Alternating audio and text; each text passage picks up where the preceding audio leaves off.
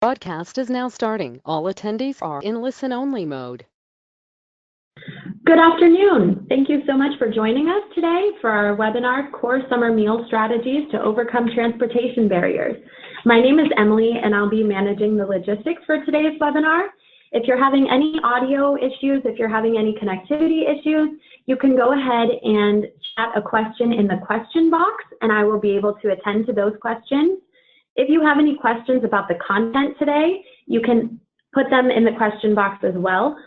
You are all in listen-only mode, so that means that your questions you'll have to type in, and then we'll get to your questions at the end with a Q&A section. We will be sending out a follow-up email after this, and so that'll include the PowerPoint slides and any follow-up materials, and maybe some answers to Q&A that we didn't get to today. We'll also include a follow-up survey in that email, so we really appreciate and value your feedback, and we use that to make our webinars better, so please do fill those out and give us your feedback. And with that, I'm going to turn it over to my colleague, Derek. Thank you very much, Emily, and welcome everyone to today's edition of the Schools Out Foods In webinar series, Core Summer Meal Strategies to Overcome Transportation Barriers. We're very excited to those of you who have been joining us throughout the webinar series that began in January, and for those of you who are new to this, welcome. We're excited to have you with us as well. So that being said, on the next slide, I want to just thank our generous supporter. I think maybe the screen's frozen. No? Okay. I want to thank our generous supporter, the Arby's Foundation, for making this webinar series possible. And again, for those of you new to our work, just want to let folks know that No Kid Hungry is a national campaign. We're working to end child hunger by connecting kids to the healthy food they need every day, with a special focus on summer meals, school breakfast, and after-school meals. And the No Kid Hungry Center for Best Practices, your hosts for today's webinar, provides the tools and resources needed to help elected officials and their staff, educators, and community leaders achieve success in fighting childhood hunger. As Emily mentioned, recordings and slide decks from this year's webinar series will be available on our website. And here on the slide, you can see today we are covering transportation barriers, and then in May we will review program design and outreach and leveraging user insights to those ends, and in June we'll be discussing how we can engage community leaders to strengthen these programs. So again, please feel free to visit our website in the webinar slide to view past recordings, and also to see additional resources and to register for webinars throughout the spring. I want to provide a quick update for folks about the Summer Meals Memoranda rescission. I know this is something that is on a lot of folks' mind. This is a rescission memo that USDA put out in October of last year that had some impacts on program operations. We, in partnership with the Food Research and Action Center and Feeding America, had put together two webinars about the summer rescission, and the webinar recordings for both webinars are now available online, and you can also access the slide deck from the February 12th webinar, which was part one. In these webinar series, we explain what the impacts of the rescission are for summer meal providers, outline proposed action steps to move forward, and also provide numerous resources and answers to many questions that have been submitted by attendees. Also, additionally, on this slide, which will be available in the deck that will go out following the webinar, you can access the actual rescission memo that USDA issued last October, as well as a Q&A document, and you can just click on these links simply once the deck goes out to be taken directly to those resources. So without further ado, I want to go ahead and jump into the agenda for today's webinar. We're going to talk about some core summer meals transportation challenges. We're also going to poll the audience to better understand what your challenges have been around transportation with summer meals. We have a guest speaker today who is highly experienced and has a lot of expertise in mobile meals, who's going to walk us through some common delivery models. We'll discuss key considerations when selecting a model for service. We'll provide an overview of additional service options for low volume or highly rural sites, and we'll also have audience Q&A and a resource review. And on the next slide, just as Emily had said, if you have a question or comment, we'll be taking questions during today's webinar, so please type in your questions or comments. And for those of you who had submitted questions in advance, I do just want to let folks know that we will be answering a number of those questions throughout the course of the webinar. So those of you who submitted questions earlier, we will get to those as well. So without further ado, we're going to get into some of the transportation challenges. And we want to begin with some assumptions about what our goals are with summer meals as it pertains to mobile solutions and overcoming transportation barriers. As we walk through this today, there are 3 assumptions that we want to keep in mind. We want to keep in mind compliance with federal regulations, and that means maintaining all paperwork, making sure that the congregate meal requirement is satisfied, and that the program remains in good standing with the state agency. We want to talk about being financially viable, the idea that the programs that we operate are able to achieve financial sustainability through the federal reimbursement that's received for meals served. And also the idea of satisfied customers. We want to maximize access to programs by leveraging transportation solutions.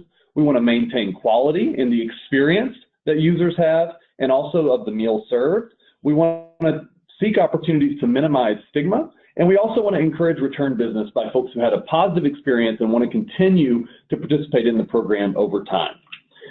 And we know that when we look at transportation challenges and we frame the issue, that there are some challenges that are recurrent that folks see. We know that there are challenges in getting meals to sites. There are challenges in getting kids to the sites where meals are available. Program compliance, specifically the congregate meal requirement, can be a barrier and something that presents special challenges in a mobile meals or a solution where transportation is being leveraged in different ways. Food safety, when food leaves the kitchen and makes its way toward the point of service, and staffing constraints, which can include logistics as well. So these are just common challenges that we actually heard as well in the questions that were submitted. And we know that solutions require a few different things.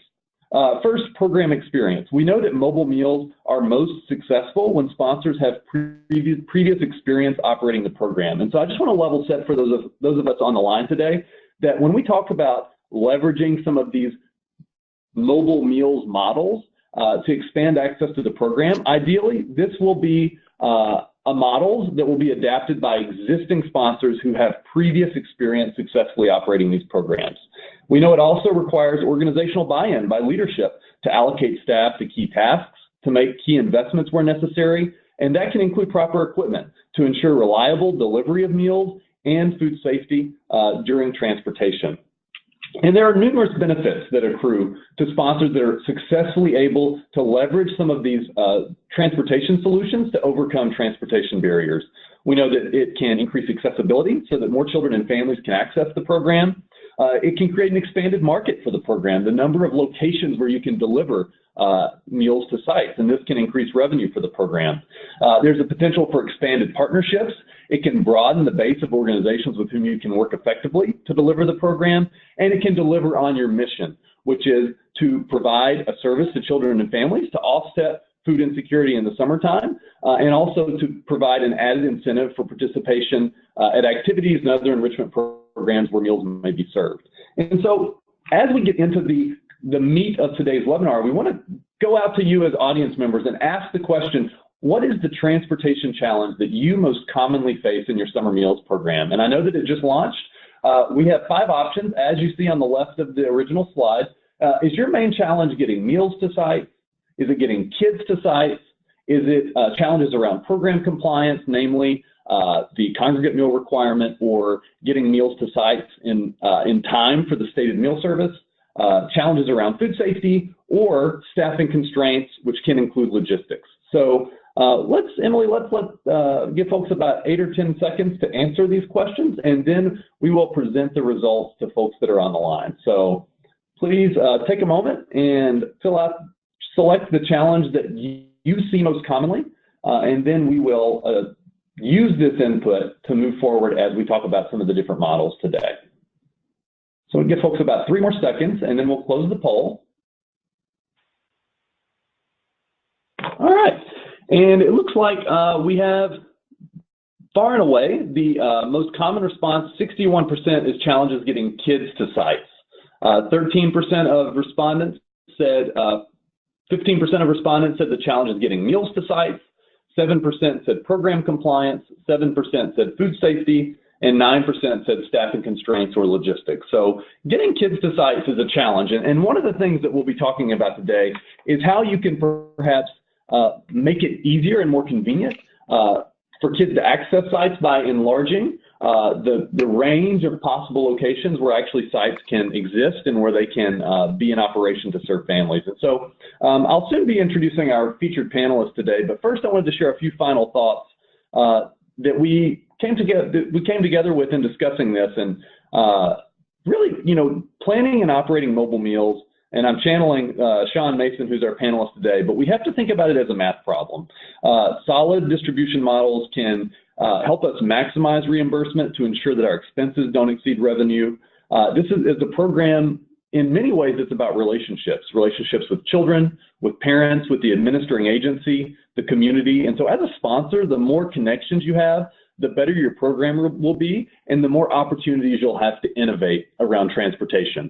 And finally, don't invent, innovate. And again, this comes directly from our panelists today, but these were some opening thoughts that we had discussed that, you want to think about not necessarily having to create something new, but to take something that you already have and make it better or change it to solve a problem. So by taking advantage of the assets that we have and the great ideas that are already out there, we can innovate to solve the problems that we face. And without further ado, I want to introduce someone who has really helped us think broadly about these challenges and is going to really speak with a great level of expertise and authority to some of the models today. We're really pleased to have Sean Mason, who is a new partner development manager for PepsiCo Food for Good and a disaster relief manager for the PepsiCo Foundation. Sean has worked for 20 years with PepsiCo and the last 6 with Food for Good, where he has helped to create programs in 15 different cities and growing, focused on partnerships and innovation around summer and after-school meals. And Sean, we know we had you on last year with another panelist. We work with you on a regular basis, and we're thrilled to have you today as a part of today's webinar. Thanks for joining us. Really appreciate the opportunity, Derek. Love working with Share Our Strength, and love sharing the work that we do that can be a best practice for others to share. So I we'll just dive right into it. So Food for Good is a PepsiCo initiative that focuses on access to healthy food. We do that largely through the child nutrition programs. And last year we did deliver about 6.5 million meals. That was in about 19 different cities. We created a couple new models of how to deliver food, but we're always looking at ways at how do you take and provide that access, but do it in a way that is sustainable. So how do you operate within that reimbursement in anywhere you go, whether that's urban, rural, whether that's hot meals, cold meals, shelf-stable meals, all of those, how do you do that sustainably? You want to go to the next slide? So the main ways that we've done this, to date and even historically, 3 main ways. Get the pickup meals from the actual site or the hub, the kitchen. We'll say that to the site can go to a hub. Then you can get actual sponsors or vendors to deliver the meals to sites. That's probably the most common of what we see. And then when you start talking about a stay and serve or a mobile model, that's where the vendor or the sponsor will deliver meals, serve them at each site, and go on, in essence, a bus route to actually serve multiple sites within that. So there's different ways that we can initiate these, and we'll kind of go into a little more detail on this. Next slide, please.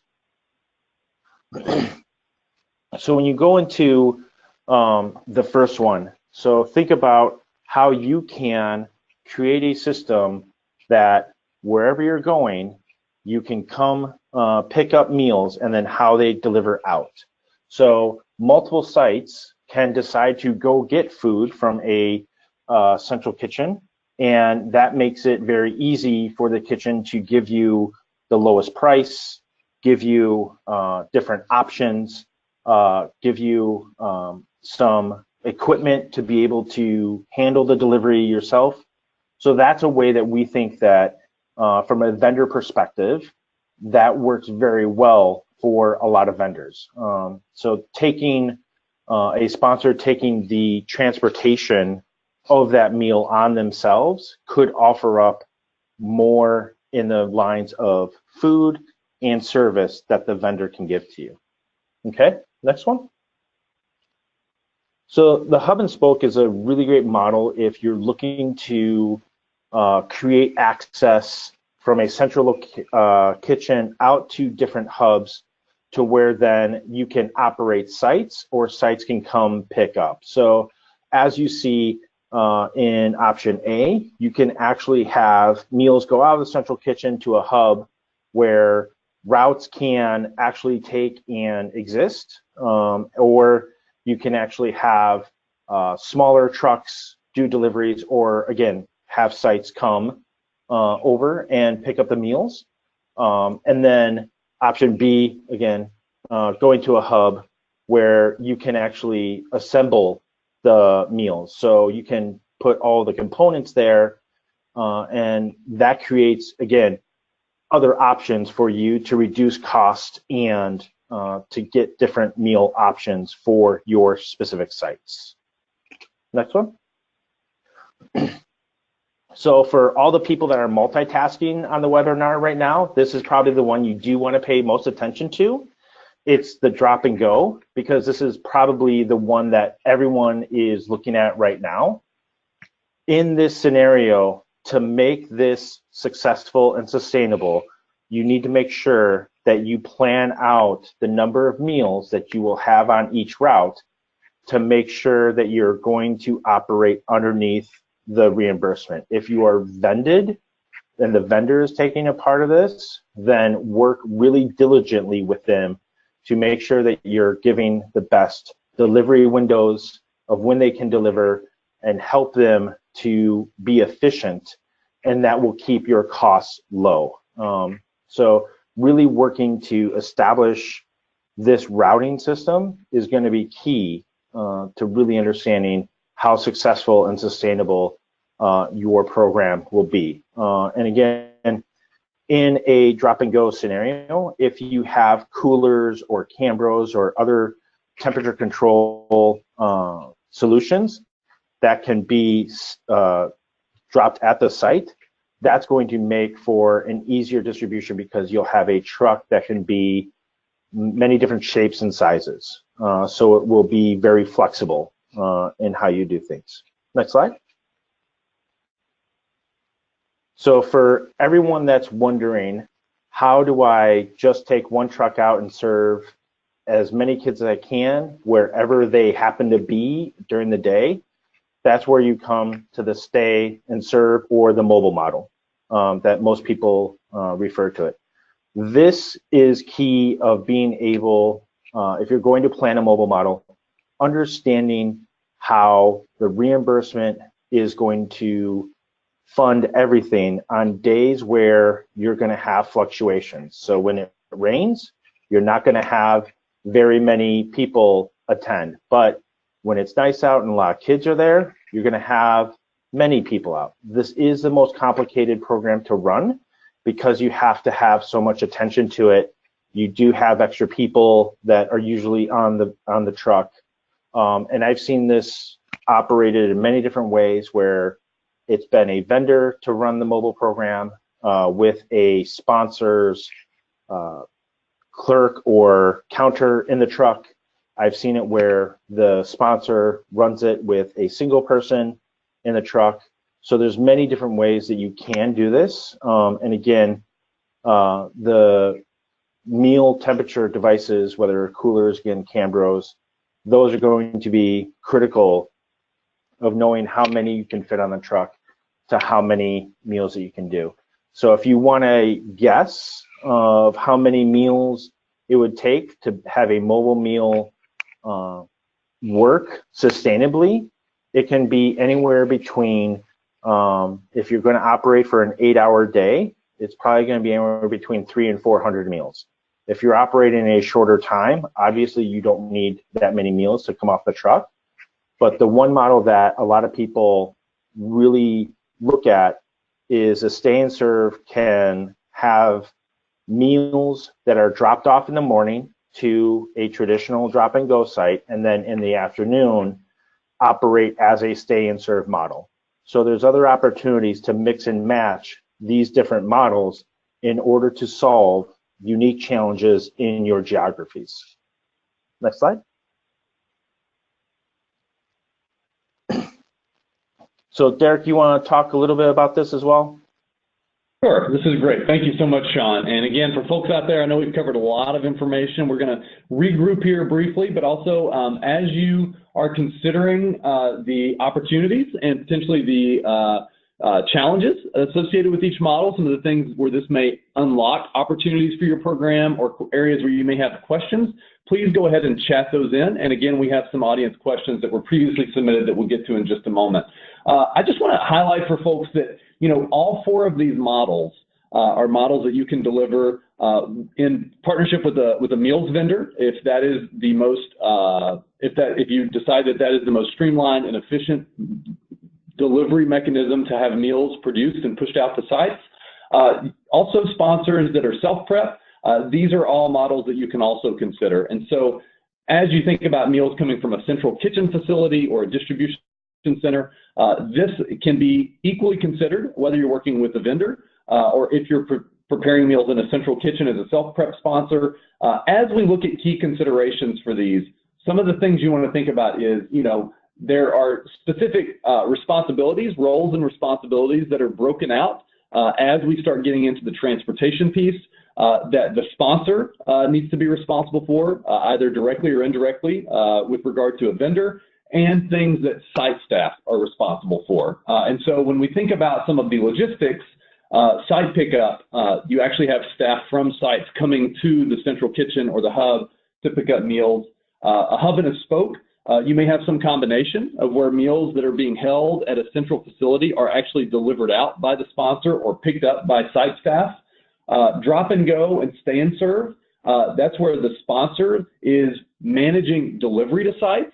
The distinction being that drop and go, the site staff are actually serving the meal, and stay and serve, you have folks that are delivering the meals, whether it's directly or indirectly. The sponsor is coordinating the meal service at the locations where the sites are located. And so when we look at some of these considerations, we see that there are corresponding implications for the number of sites that can be served. Obviously, with the stay and serve model, you can serve fewer sites. It also gives you a little bit more flexibility in where you might be located.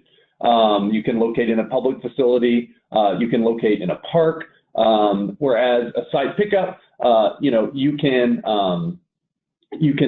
cover, you know, more different types of areas, but you are going to have to work with sites that are facilitating the meal service themselves. So you have a little bit less control, but a little bit more coverage. In terms of logistics, again, for sponsors, as you take on more responsibilities of delivery and service, then the logistics become more complicated. There's a little bit more involved. When you actually outsource some of those responsibilities of service and or delivery to site staff, the logistics become a little bit simpler.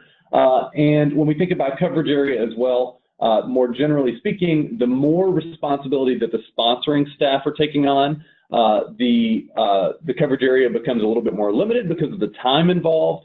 Whereas when you are out, again, farming some of those responsibilities out to sites specifically, the coverage area can be a little larger. Some of your factors that you want to consider, there are questions that you can ask about your program that will help you potentially determine which of these options, and there may be more than one that you can consider, but begin to hone in on which ones are the best fit. For example, how large is your anticipated or desired service area? How many sites do you plan to serve? Does your program permit additional funding for staffing? And so these kinds of questions that we see at the bottom can really help you look at the considerations for each of these four models and begin to develop priorities of which are the ones that you really have to hit at a certain level. And so what are the must-have criteria for certain models, and what are the things that would be nice to have, but you have some flexibility in choosing one model over another. And Sean, you know, we have some questions that have come in from the audience that I wanted to put over to you. You know, can you talk to us about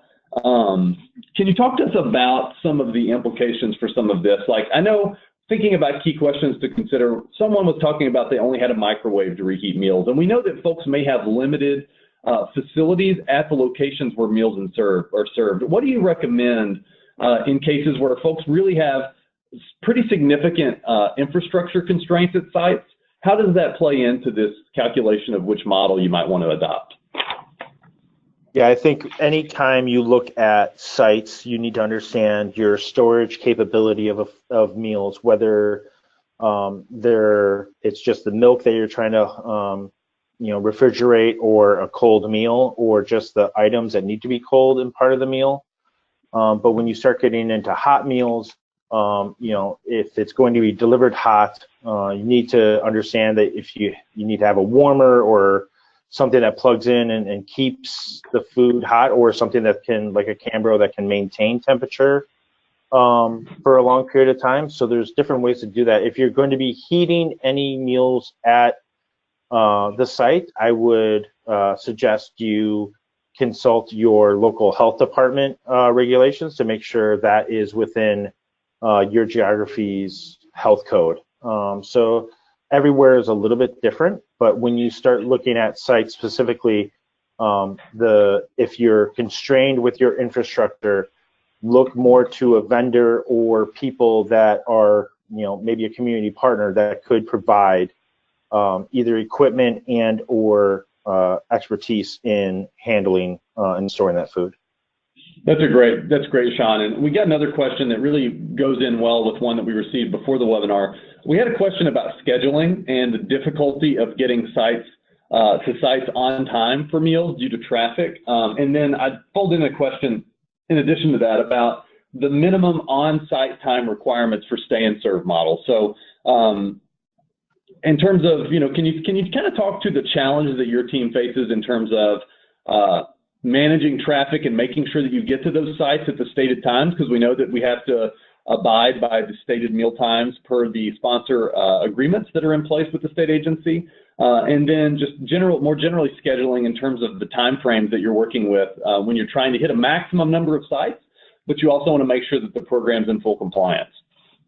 Yeah, absolutely. So when you're working with things like traffic, what the best thing to do is to really work with your vendor or the person planning your routes to say that meal needs to be there 2 hours beforehand. And if your state has any regulations about how early a meal can be delivered, work with them to really understand. If it's a cold meal, it really isn't any regulation that would keep it from being there even the day before. So there's some programs that I've seen are delivering cold meals for the next day. That way they're not worried about any traffic or have a lot of time of flexibility to be able to address anything that might happen. So they're not worried about the truck having a flat tire or getting in an accident, or traffic slowing them down at one site, which makes them late to the rest of the sites on that route. So that's a key really there is really working directly with people to understand I can be at this site and this time, and this is how long it's going to take next time. There's different, obviously, tools out there to do routing, but even for the people that live in those cities, how long it's going to take from time to time, from site to site, but also give yourself enough time to be at the site, to be able to drop the meals off, pick up any equipment, talk to people, get any paperwork if you're picking up paperwork. All of those things, address those when you're designing your route so that you can be on time all the time. That's a good reminder, Sean, that, in addition to dropping off the meal or serving the meal, making sure that, picking up any empty coolers that are there, taking time to check in with site staff to make any tweaks or changes that are needed to the program, and also make sure that all the required paperwork is completed and collected. All of those things take time, so make sure you build in that margin so that you're not running behind over the course of the day, or some of those key tasks don't go unfulfilled. That's a great point. And then also I do want to circle back to something that Sean had mentioned earlier, which is it's not represented in this slide, but a common strategy that we see for folks that are delivering to sites that have some storage is to deliver lunch with the next morning's breakfast. so that you're making one delivery with 2 meals for those deliveries. So that's another thing to reinforce with folks here, that it is possible to deliver more than 1 meal if you do have cold storage or appropriate storage at the facility where the sites are served, where the meals are served. And additionally, definitely just want to encourage folks when it comes to food, health and safety guidelines, to reinforce what Sean had mentioned, is that with the summer food service program, there actually are not federal health and safety guidelines that are applied. Actually, the program defers to state and local health guidelines. So if you have specific questions about health code, those are actually dealt with at the state and the local level. So you're going to want to make sure you engage your health department, as Sean had mentioned.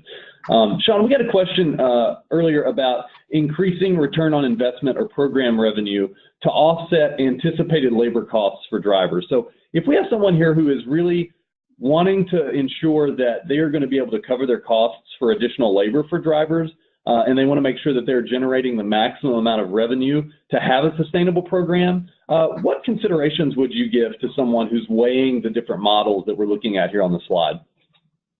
So I think there's different ways to access lower costs. One is if you're going to take in the delivery yourself, that could end up lowering your cost because you could grant right for vehicles, you could grant right for labor. You're not going to get that through a vended model. But it also, if you do it yourself, you might be able to get AmeriCorps. I've seen that used a lot of times. And then definitely the one unique innovation is, and this has gone through some success, is being able to sell a meal to adults or other people at sites. But again, I would caution that you really understand how that transaction would happen if you're handling cash, the risk liability of that, before you would even think about going into a model like that. But if you want to really understand maximizing the revenue, it's understanding what type of meal can you actually serve and not have waste in. So I would say any type of shelf stable or cold meal is where you would want to start, and be able to maintain the temperature so that you could use leftovers. And that should maximize the amount of revenue that you would take in. I hope that answers that question. Yeah, that's great. And if the person who had submitted that needs more information, feel free to chat in and we can continue that. We got time for one more question before we need to move on. But we had a question from someone writing in who said they wanted to be added as a site, but in the location they're in, there's no sponsor that's willing to travel to their location with meals. So if you're a sponsor who's really motivated to bring this program to your community, Sean, and you just can't get a sponsor to make the trip out to your location, what would you suggest as a potential option to consider? I would first talk to the state agency to see if there's anyone willing to do that. They're usually a great resource in connecting possible sponsors to sites. And the next is working with your local school district. So they have the ability to sponsor sites outside of their brick and mortar schools. And I would see if they would be a good resource to be able to do that. And usually in rural communities, schools do step up because there's not many other options out there. But then if you don't have anyone that will come, we do have models that I've seen where shelf-stable meals can be sent directly to a site, and a sponsor could sponsor those sites in essence from afar, and only go out and do the monitoring that's required. So there are other ways to be able to have sponsorships that reach very rural or hard to reach areas wherever they are. That's great, Sean. I know that's some work that you guys at PepsiCo Food for Good have been working on, so we'll try to return back to that a little later so we can give folks a little bit more insight in their highly rural locations, how they can potentially get reimbursable meals out to potential sites. Moving forward, I wanted to share a few examples from the field really innovative efforts around mobile meals. And most of these are programs that we've shared in the past, but just as a reminder for folks, we in Maryland have seen where a mobile solution has involved retrofitted trailers that were used, developed using community facilities grants. The great thing about these is that it allows for a mobile solution without drivers needing to have a CDL license. So this was a case where the food service director had kitchen staff that were helping deliver the program, but they did not have CDL license and they couldn't drive a food truck or a bus. Leveraging a trailer was a great way to offer a similar type of service, similar mobility, but made transportation of the actual asset easier to achieve. In Seaford School District in Delaware, we actually had Bill Mingle on as a panelist last year. They are operating a mobile food truck with van relays. So they are actually serving meals on the on the food truck, and many of their sites are very popular. And so they actually have van relays that go back to the central kitchen and bring meals out to the food truck, which is actually serving at community-based locations. And the food truck's a great way if you have that capability. There tends to be a lot of interest around food trucks, and so having the van relay back to the central kitchen gave them additional flexibility to get meals out to sites, even on days where they had really, really high participation that maybe outstripped the number of meals that originally went out on the food truck. We see in Kentucky, we've seen van delivery with service at outdoor sites.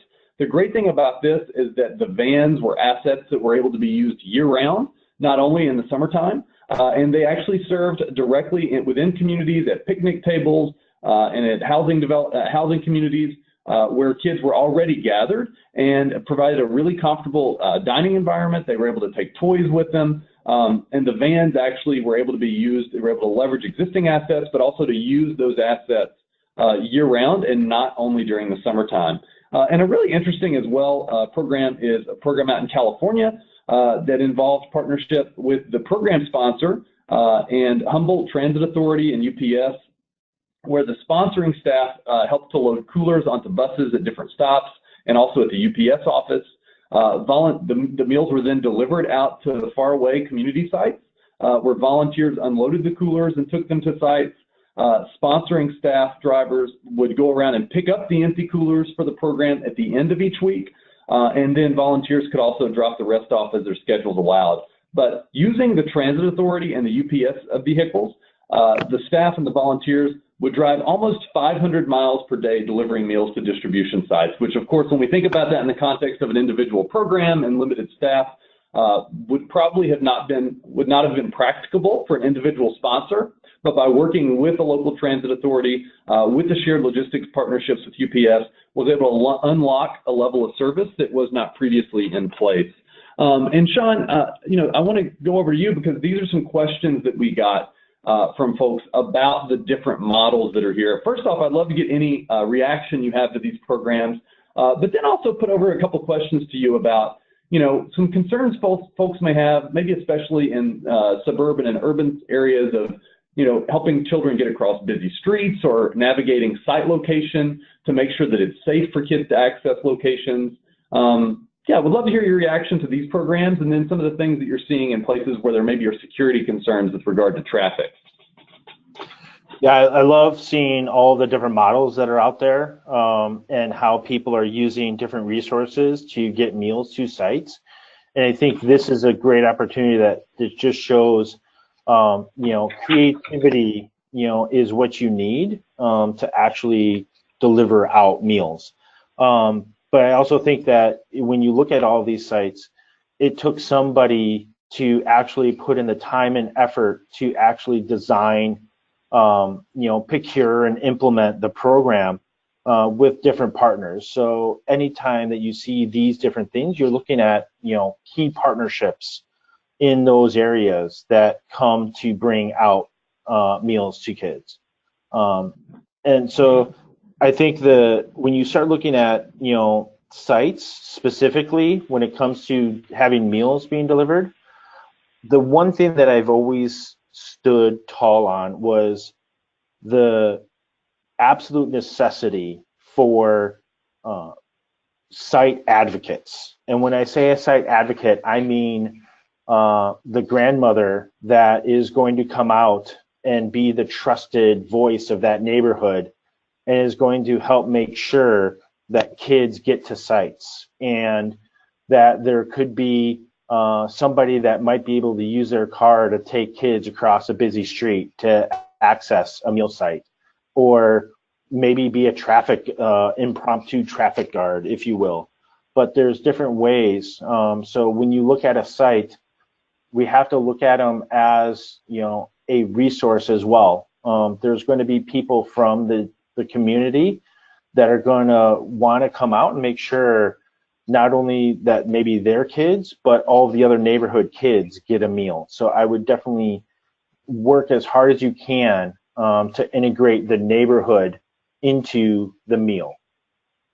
That's great. Thanks, Sean. We actually have a testimony that's come in about staff capacity, and I think in response to kind of looking at some of the different models that are out there, we're sponsoring a school district, it looks like. They have 3 buses that go out and serve 5 to 6 sites per route. And they have found in their experience that that actually helps save them labor costs, because they would be in a position of needing to pay for staff at up to 16 sites. But what they're actually doing is they're actually placing 2 staff on each bus, and that allows them to ensure the meal service. And Sean, to your point, if there are needs specific to sites, for example, if there's a need to navigate traffic, or there's a need to provide activities, or an interest in doing so, they're actually able to take that with them as an asset. And so maybe this is a great time as well, Sean. I know that you've seen with Equal Heart down in Texas, the way that they've leveraged staff and AmeriCorps volunteers as well to really expand access to activities at sites by kind of doing a hopscotch.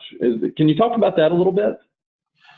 Yeah, the Equal Hearts put together a really great program. We were their vendor. So what, excuse me, what they would do is they would have an A team and a B team. So the A team would show up to a site. We would deliver meals to that site, and after some time at the site, we would take our truck and leave and go to the new site where the B team would have already been there, gathered the kids around, started some activities. Then we would serve the meal and go to the next site. While we're leaving to go there, that A team has left the original site and has gone to their next one. So if you want to think about 12 sites on a route, the A team has the odd number sites, the B team has the even number sites, and they do that leapfrogging around. So that gives them the opportunity to be at the site before the truck comes, while the meal is being served, and even after the truck leaves, to make sure that the kids still finish the meal, help clean up, and help just create a really great summer camp experience wherever they go. So that's a very great model to showcase, and AmeriCorps has been a key to that model for affordability and staffing. That's a great point, Sean. I think for folks out there on the line who are looking to continue or to expand mobile meals, thinking about the opportunity to bring in AmeriCorps or dedicated volunteers for that kind of work. And again, to go back to the testimony we received, logistically, it is a little bit more, there's more moving pieces, but it also provides an opportunity to ensure a really high level of consistency and quality at the sites where you're serving. So that's something for folks to consider. And again, among the different considerations that you have to weigh when you're deciding which model you want to adopt in your community. I want to move on in the interest of time and talk about the equipment and the delivery that is required to operate these programs. And Sean, I know as someone who manages and is intimately familiar with the logistics that go into these programs, we know that there are lower cost and higher cost investments, and there are lower and higher impacts associated with certain investments. But really, I'm hoping you can kind of walk folks through some of the guiding questions that one needs to ask oneself when thinking about whether I'm trying to rent something, or if I want to buy something, or if I can find something that's already in the community that can help me expand access through to this program. Yeah, so for people that don't have an understanding of the costs of how to keep food cold, you can go from a very simple bag for dollars to a very expensive Cambro for literally hundreds of dollars. And there's plenty of options in between there. The one key is to understand how are you going to keep it cold? Are you going to be using ice or special gel packs or other innovative items like we use in our cold box? But the idea is to think about duration of how long you need to keep that cold for when it enters the bag, not only to when it gets served, but the time that it gets back into any sort of climate-controlled refrigeration. So that's one way to look at it. The hot meals are the same way. There's less options out there for storing hot meals, but also when you think about hot meals and the duration, think about the time that it gets heated to the time that it gets consumed. And you want to make that the shortest window possible that you can, because if anyone's ever seen kernel corn that's been sitting in a Cambro for over 4 hours, it's gross. And I bet everyone would agree with me. If you don't agree with me, you probably aren't going to come over to my house to eat anytime soon. So the next thing is that when you look at vehicles, you can have things that are already existing, or you can buy a vehicle. Obviously, you can rent vehicles from the different organizations out there. You can rent large trucks, small trucks, and then you can even do grant writing or try and do other fundraising for the food truck model. But then this is where I would ask people to really look around their community and to see what's already existing. The school program using the bus is a awesome example of this, of here's an asset that sits idle during the summer that can be used in these programs, and I applaud the schools that do that, that have really caring people that say the summer is still time to work and the kids still need food, so let's get out there and still be a part of the community. And then if you have actual grant money, look at ways that you can use that money to purchase equipment that can also benefit your infrastructure in order to scale. So everyone talks about how to get food out or onto a vehicle, but don't overlook the need to have your central kitchen or wherever you're going to be delivering out of the space to hold all of the meals that you need to. And then how can you use this equipment year round is another example of how to really maximize your investments. That's great. And I know one of the main things that we heard from the audience at the very beginning was focusing on, how to get kids to sites. And I think, to kind of flip that a little bit, it's really important for us to think about also how can we make it easier for different types of sites to participate in this program, right? And to increase the kinds of areas, places where meals could potentially be served. And, I think to your point, Sean, it's interesting to think about, well, how can you work with volunteers or staff at sites to come pick up meals from a hub or from a central facility and then to serve meals? And we got a question about that I wanted to speak with you on is, when we're thinking about liability with regard to site staff or volunteers who are picking up meals from a central facility and taking it to sites, what is something that you're seeing when you're working with sponsors and folks who may have to navigate some of that to make sure that, to make sure that the food safety is there, but also what are some of the considerations around liability that you would encourage folks to keep in mind?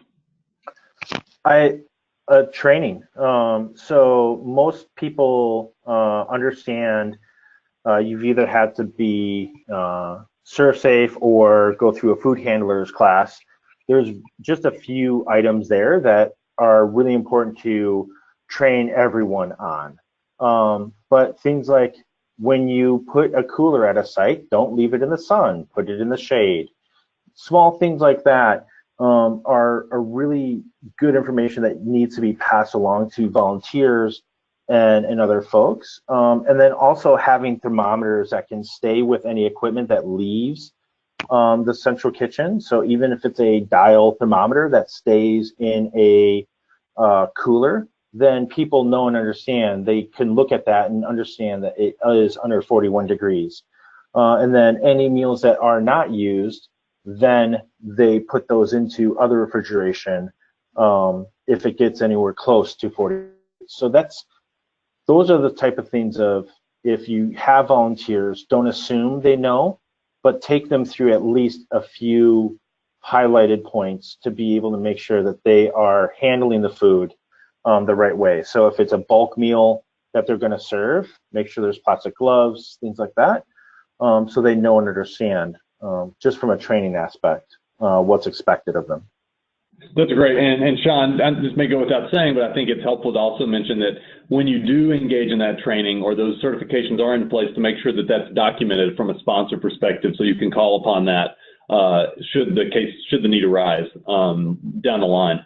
Also, I had a question about increasing efficiency around meal counting and temp checks for meals at the point of delivery, so drivers can stay on schedule. How does your team streamline, counting and temperature checks at the point of delivery, especially for your drop and go model? So we have meals that come at a standard quantity per case that we deliver, and keep to that no matter which meal it is. And we deal in unitized meals mostly. We don't do bulk meals, but I think, again, it's having labels on boxes to make sure that everyone knows how many is inside, and then having the temperature equipment be something that is a faster reading and accurate thermometer. So the dial ones take forever. The digital ones can be almost instantaneous, and there's some cost variations in those. And make sure that you're calibrating your thermometers regularly, by the way. So there's different things that you can do to make sure that you're keeping the temperature monitored. The other piece around meal counts is more, there's different systems out there where you can have a digital meal count form, or in our case, we use a customized developed web application for signing digital delivery tickets. All of these things are possible and probably available in your area. And Derek, I think you have a lot of best practices on the digital, if I could say it right, the digitalization of some of the paperwork.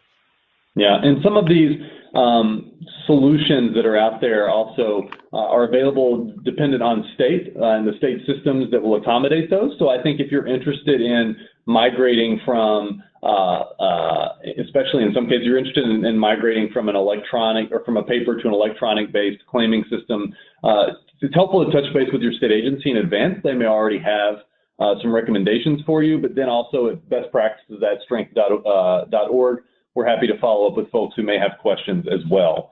So thanks for calling that out, Sean.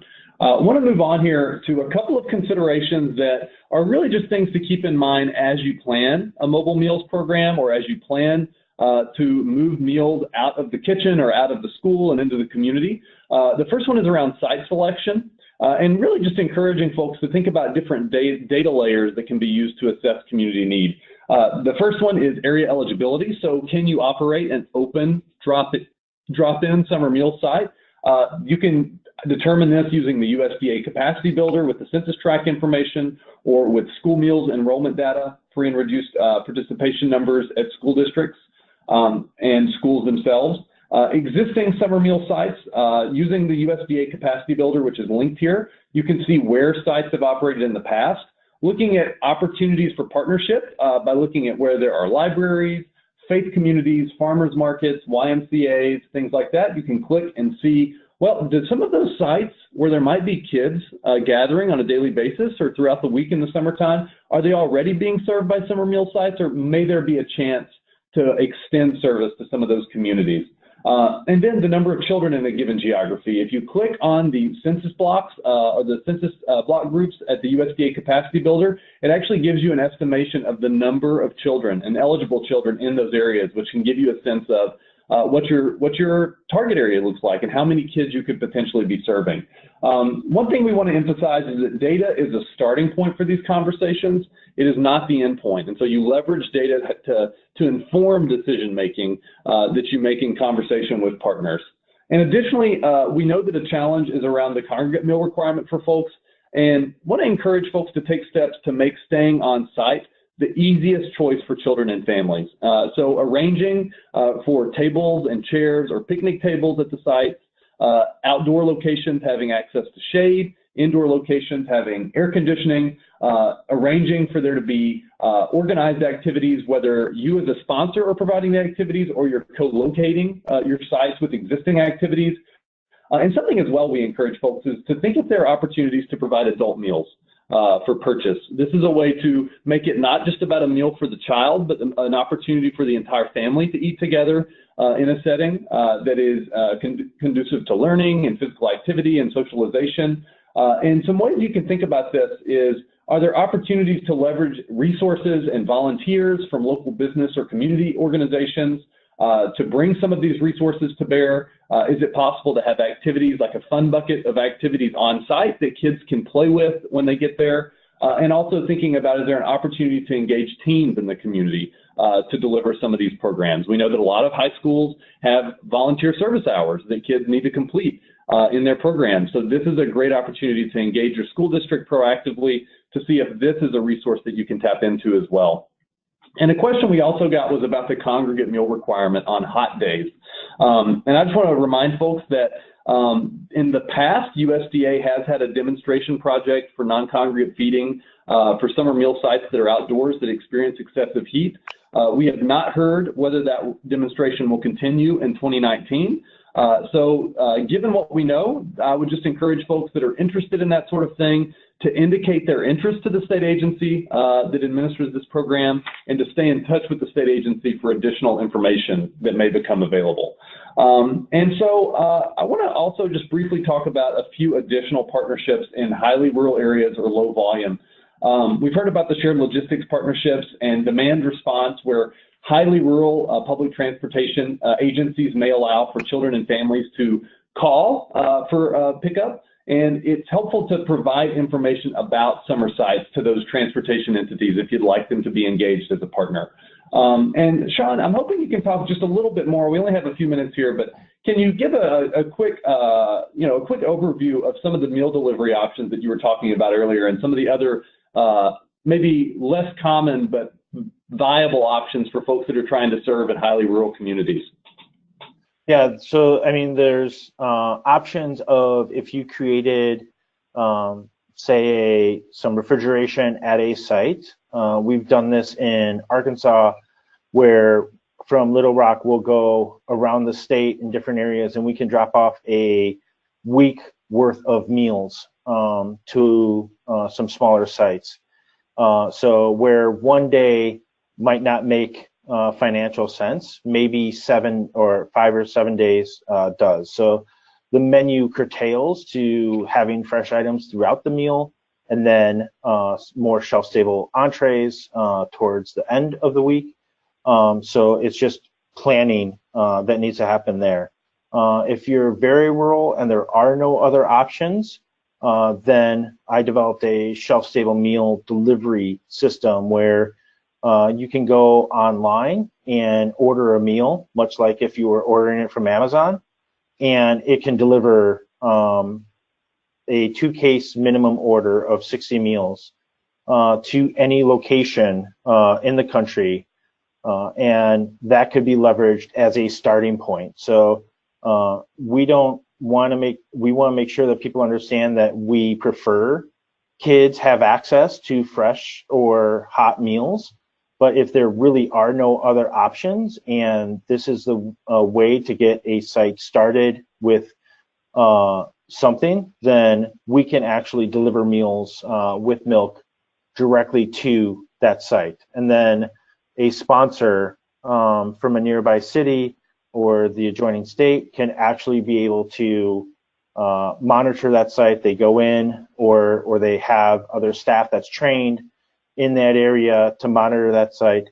So there are ways to create sites in unique circumstances. That's great, Sean. Thank you. And if folks have additional questions about some of these different models and some of these really highly rural locations or areas that may be low volume, but there's a need for service, please just reach out to us at bestpractices@strength.org, and we can continue the conversation beyond today's webinar.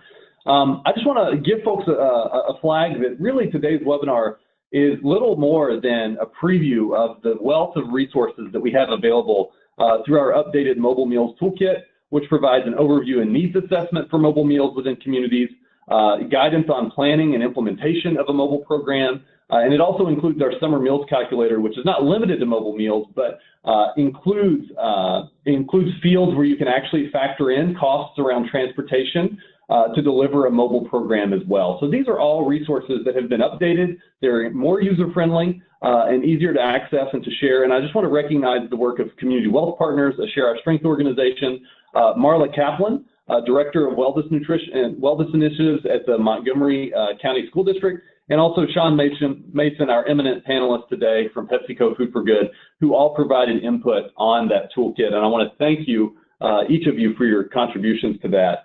And Sean, I want to thank you for joining us today, and thanks to everyone who took part, who submitted questions, who sent questions. Recognize we got to a good number of them today, but not all questions. So we'll be following up with folks that we were not able to get to cover your question during today's recorded event.